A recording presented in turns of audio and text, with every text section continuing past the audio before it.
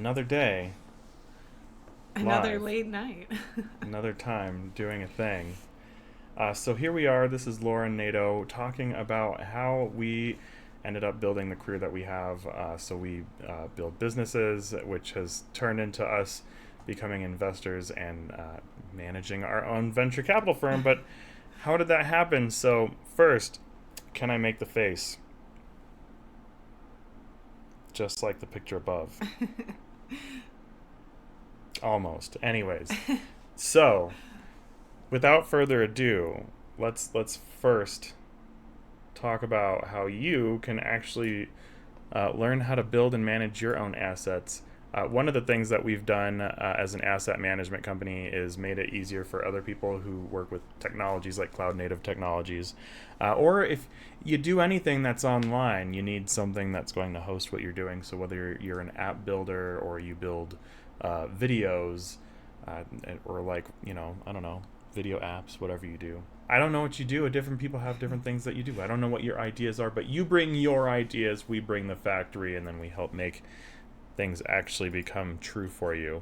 No, this is actually more than just something that we're pitching. This is a project that is tied to what really turned us into like venture capital professionals, because we manage what are called like revolving assets. Is pretty much how we survive these days, which is something that I don't know how to explain revolving assets without being a little confusing. I should come up with a high level way to explain how we make income.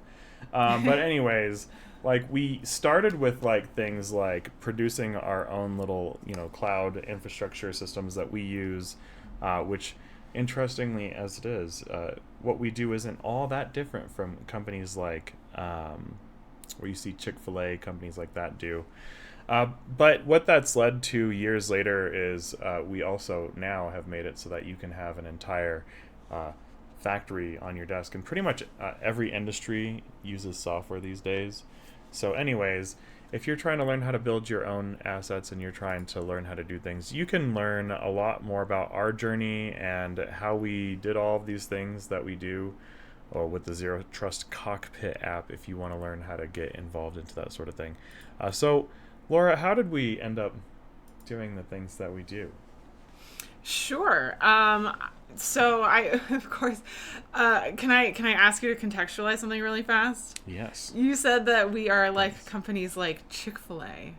And in which way are we like Chick-fil-A? I think that might be So, confusing to some people. so Chick-fil-A they use something called edge compute.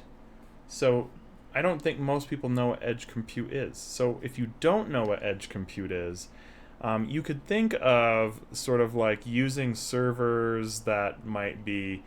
So how do I contextualize it a little better? So at every Chick-fil-A physical site that they set up, like a new little franchise restaurant, they have to have ways for all of the technology to work. And so then they get little tiny servers that are edge servers that then are the servers for that location. And now, Yeah, so yeah. every location has its own edge node essentially. Yeah, so instead of like, okay, so we just opened up a new office and we need more resources, we're going to scale AWS bigger or scale Azure bigger. They don't scale that way. They just can now we have a new plot of land. You can easily just put more bare metal in this plot of land. That the more land you have, the more servers you have room for too. That's right. So as a result, Chick-fil-A actually has, it's probably worth googling. They might actually have the largest cloud, because instead of having, say, like a few mega giant cloud data centers, they have like some bigger cloud data centers, but really they have like,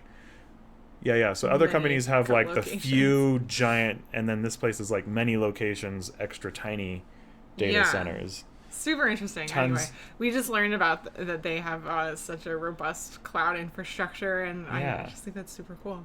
And the access to scale, it's like we do it that way because like everyone who works with us, their site, scales. Yeah, and I think the other thing that it just goes to prove too is that like even a fast food restaurant needs to be able to like tap into the cloud because you know, again, we're such an internet driven age anymore. And so it shows that you too probably need cloud for your business. Anyway, so we were talking today about, like Nato kind of previewed at the beginning, how we became investors and our journey to becoming investors. I've talked a little bit today in my post about, and again, we're going to be talking about this all week, so this is kind of just the teaser of what the larger week is going to look like. So yeah, I talked today about, just learning to trust yourself. I think after, some of the things that we went through in our personal lives and like with COVID and everything, I think it took a minute for us all to like recover and like get back to ourselves. And for me personally, it took me a minute to learn to like listen to that inner voice again. It's just like in the chaos of everything that was going on, it was just it's a lot. It's a lot going on. Yeah. So I think it was just a kind of a good reminder of like, okay, when you get kind of lost in the noise of life, like, and you don't know where to go or what to do, or you feel a little lost, you can always just try and get back to yourself. And because really all of the answer, like they say, all of the answers lie within yourself. And if you can just, get rid of all of the noise, you can usually find what you're looking for. And really what I was talking about in this post particularly was like finding your own path, doing what you want to do with your life and not what kind of society tells you to do. Because I think there's like kind of a very predictable path that you can follow in this life that doesn't require any introspection. It kind of you just kind of do it, and it, do what everybody else is doing or whatever. Go on autopilot. That's a great way to put it. But it takes a little more work to really like think about yourself and like be comfortable with yourself and know yourself well enough to know what you actually want out of this life. So that's what I posted about today. And Nato, you posted about your journey to becoming an investor and a venture capitalist. Do you want to talk a little bit about that, or? Well, you lived it with me. What was it like? What did it feel like? It's been quite the journey. We were talking today about how it was sort of an organic thing that we got to this place where, from just developing our own businesses and our own business assets, it kind of just naturally like progressed to this point where, now we're able to help other companies, and not just help, but like, it essentially invest, whether that's like through mentorship or by providing assets to companies. And now we're starting a fund to hopefully, we can have some institutional funding to provide investment in companies in the future. So, those sorts of things are all it kind of all just made sense for us to like get to this place as we, with our platform, which is essentially, a platform engineering, hyperconverged infrastructure that's just all about the developer experience. It's all for, how to like, essentially what I like to say recently is like, you can streamline your dreams by using the Idea Factory. Make life easy. And so that's what we're trying to do, is make life easy. And we've essentially like been able to make our own lives easier by doing these activities of managing our own assets, building out our own assets. And then of course we want to be able to like share that knowledge with other people. So yeah, and it's like, it goes back to where did we kind of start in the first place is like we have lots of experience doing a lot of different things, because like this cloud stuff and all these different things. It's like, in 2011, I was, Microsoft certified, working in data centers, working with like tons of servers, and then moving into doing like cybersecurity work for like big enterprises and expanding companies into like other countries and things like that. Mm-hmm. So, we come from doing, things like that. I come from creating just like new technologies for big firms who have the money to like afford like, you can work in a lab, and in the lab they can afford to fund for you to just sit there and come up with ideas that are gonna like make the next big thing and get the next something that's the first to market. So I made like a first to market like GDPR solution, things like that. And it's like most people don't even know what GDPR is unless you deal with any form of audit and regulation and deal with federal trade, that sort of thing. But yeah, so if it has to do with like financial compliance or health compliance, those are like a lot of the two things. Yeah. So, I think a lot of what we led to us here too is, I know Laura's saying like we can help people, and while helping people is a goal, definitely, it's also one of those things that it wasn't a plan that we were like, oh, we want to become venture capitalists. We're going to build we Right. never actually said that we're going to build a venture capital firm. We never actually strategized or originally to build a venture capital firm. What happened was, we're just meeting demand and meeting needs. And one thing I always tell people is build an audience before you just start building random Definitely. stuff. And I've had people say, hey, Nato, you always seem like you're doing something. I'm never doing anything different. That's one of the biggest misconceptions that I think that we run into is it's very rare that we do this. We've been doing the same stuff since like 2018, and we relive, and we teach it too in 3-year cycles. So I guess I can talk a little bit about like, what does that look like at a high level?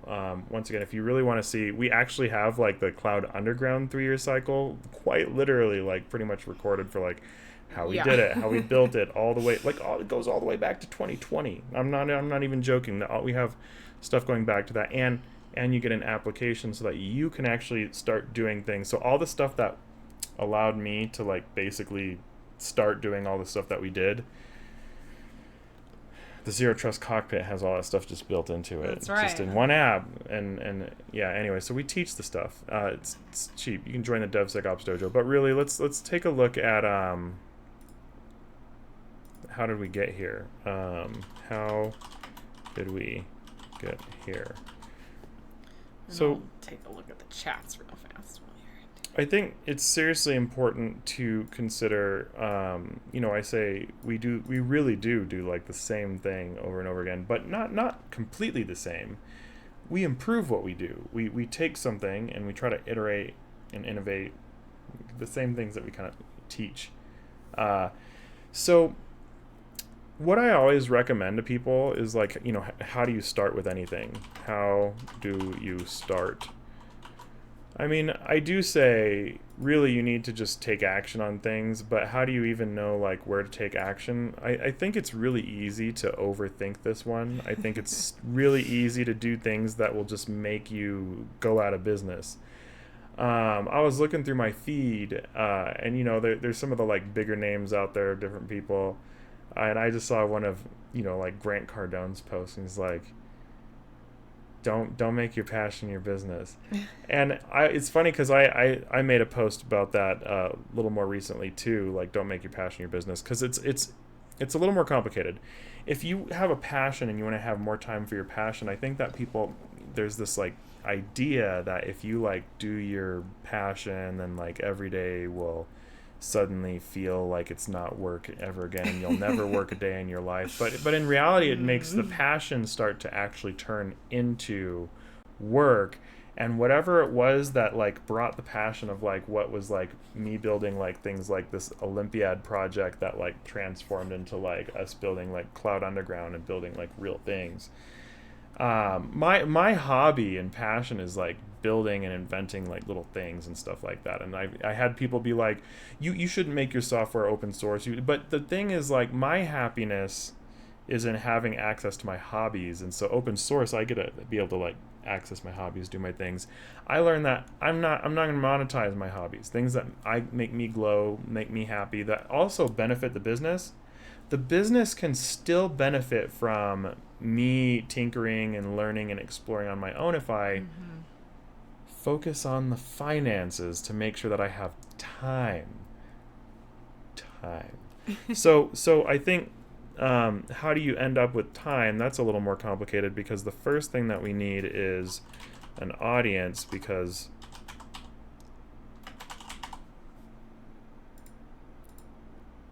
in order to have time, you have to get to a point where you've built something that's sustainable or generating something.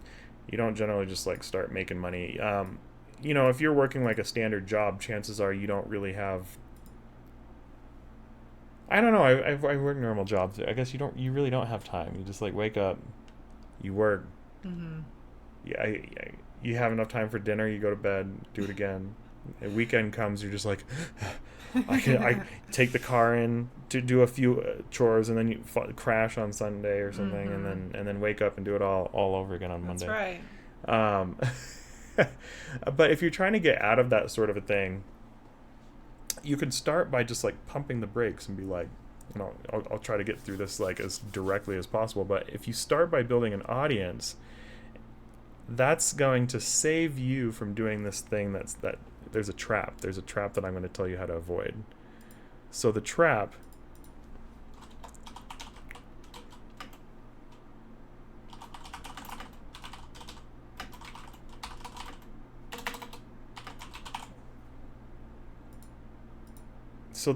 is trying to guess what people want, and so this is where take this in. I always say things like this. I always make little comments like, your own ideas might make you broke, or trying to focus on your own ideas, you're not going to end up like probably selling whatever it was. Like if it really was like your idea, it really, there's a good chance that if you're not the one who can come up with the money to finance your own idea, no one else is going to just usually just give you money for whatever that thing is, but they'll give you money for something that they want. If they want it and it's going to give them what they're looking for, now they're going to pay you and be happy about it, excited. Mm-hmm.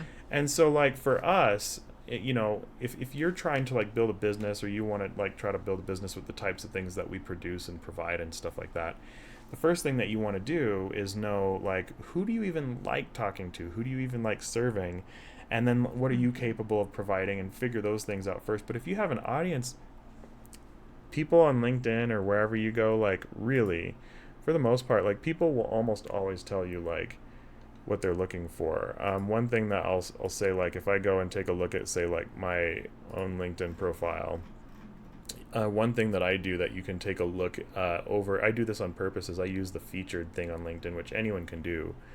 You could do this too. I go over and I say, I save it. So let me just go over here and say show all featured. So the thing about like LinkedIn is you can save like pivotal moments across like what you're doing to figure out like what really resonates with people.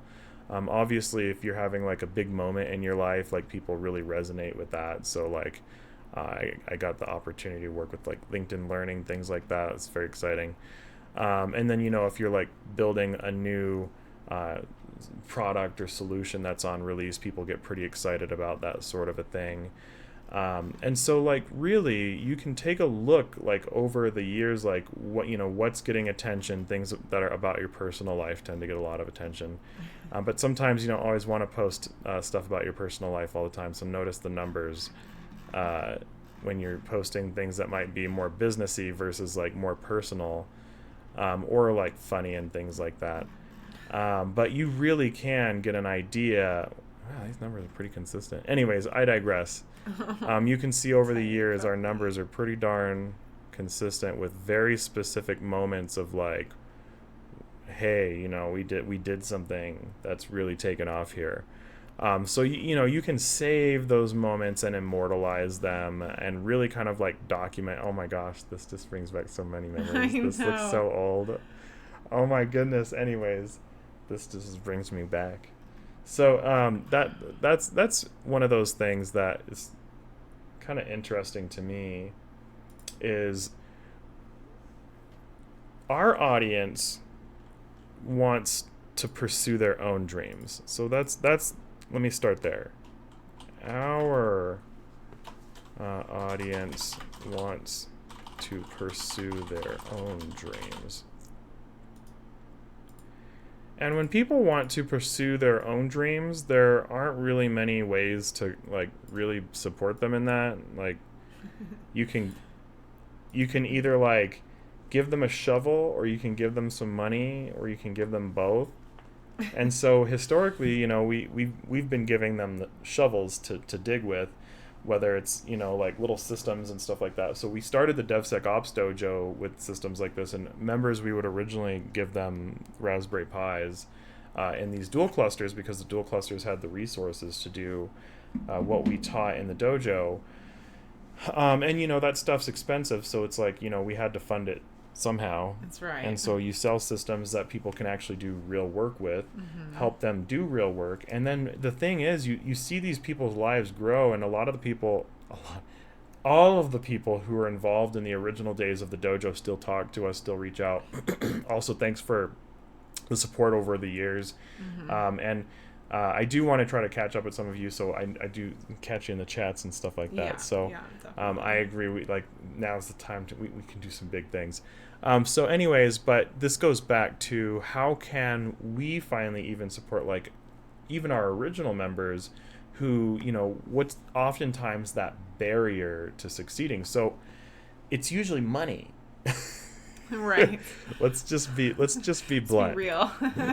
So this is the last part of what I'm trying to talk about here. It's money is often the biggest challenge in the cloud underground market. And what I mean by the cloud underground market is like our customers. So let me say for challenge that cloud underground customers want to solve. Cloud underground customers wish to solve. So, not necessarily money for the sake of money, but really, I guess, like, people want to be able to afford their ideas. I think that's really all it is. It's not greed, because they spend it all. Just because someone got $3 million doesn't mean that they got $3 million chilling in the bank when you find out that they just spent that $3 million in 8 months. That has happened. That has happened with people who we have worked with. Anyways, it's okay. This is business. You if you build a business, you might be the one spending. Don't laugh, because you might be that person who just blew $3 million. Sometimes you just spend money and then you don't make any back. But that's a different story. Actually, I shouldn't say fun. I should say afford. I think it's really just this. I mean, let's just be real. Come on. Like, people want to be able to afford their ideas, at least the kinds of people who we talk to. A lot of the kinds of people who we talk to are people who, already own a business, or they have like a PhD. Why would someone get a PhD if they don't have ideas? And that's someone who obviously was motivated and was like, okay, well, I need to learn this if I want to do this. I'm gonna have to learn that if I want to do that. And if I'm going to accomplish XYZ, then I'd better learn XYZ. And so we're surrounded by, those types of people who are like, okay, I don't know enough. What else can I learn? And they obviously probably all know enough, but even I get like that, and even Laura gets like that. It's just like, I think there's a certain personality where it's not that nothing's enough. It's that there's growth. Why wouldn't you want to just keep growing? Like I think there's just that Well, there's like more knowledge in this world than you could ever possibly like fit into your head. So why wouldn't you want to just keep learning as much as you can? That's my perspective. Yeah. I like to challenge myself. It's good to learn new things. Yeah, and it grows your world and your perspective. It's amazing. It allows you to do bigger things. Bigger and bigger every day. Yeah. And so it's like, no wonder people like that. No wonder people want that. Like, of course. So, anyways, ultimately, this is what has led to, and so this is something that we are releasing this month, that Cloud Underground, we're still sorting this, so we are releasing an incubator, a startup incubator.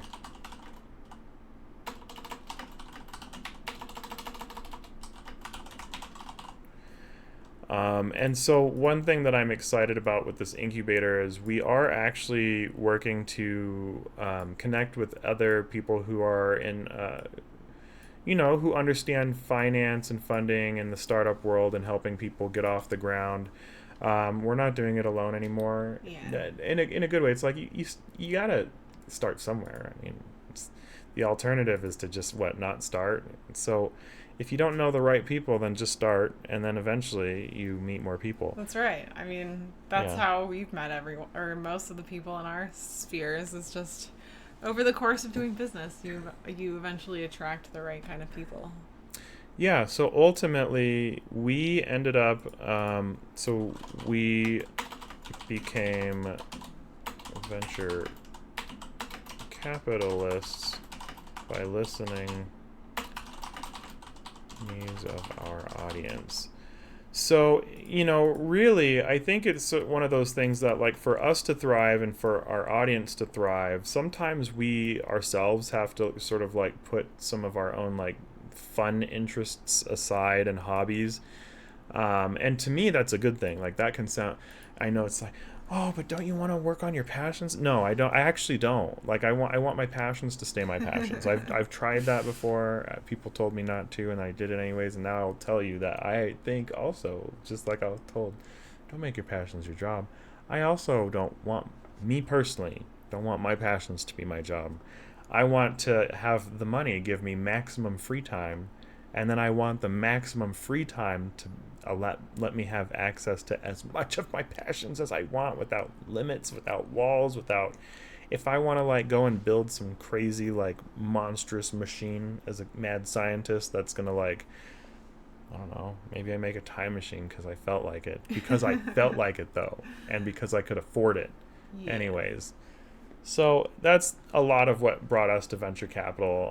Also, just like for me, it's like reclaiming a lot of myself by getting that separation between like my income and my passion, which obviously I've been able to achieve doing both in my lifetime, of like, okay, so I can fund by building with my passion. But then it's really true. It's like suddenly it becomes really hard to make money when your light starts to die, and if you're like making your passion the thing that makes you make money, and all of a sudden it becomes the thing you dread every day, then all of a sudden it's like your light just dims, and you're like, the things you loved, they die. The things you really wanted in life, you stop caring, and then you're just like, you wake up and How you're did like, I I get don't even here? care about what I'm doing. You have all these nice things around you and like, I don't even care. But you really, especially as business owners, to keep that fire going, sometimes the separation can make a big difference, where it's like, you know what? It's like, okay, now I'm going to go into work mode. I'm going to make some stuff happen. I'm going to get some results. Come home, got some results. And you're like, now I can go do some cool stuff. So anyways, so now we're focused on, what's your idea? I'm not saying that you shouldn't fund your own passion or whatever, by like, I mean, if you want to make your business your passion, different people work different ways. This is just my psychology. And it's also, maybe you're someone who wants to do the kind of thing that I do, where you want to make like an unnecessary amount of money because maybe you have expensive hobbies too. Who knows? I don't know what your motivations are. I don't know why you'd want to do whatever it is that you'd want to do. But we're going to be releasing this incubator. We already have people who are part of the incubator program, so that's going to come up. I mean, talking about advisory boards that we're on at this point. So very excited that we were working with a bunch of boards, doing some very exciting stuff. And one of those boards is going to bring some superior firepower for how we can make startups.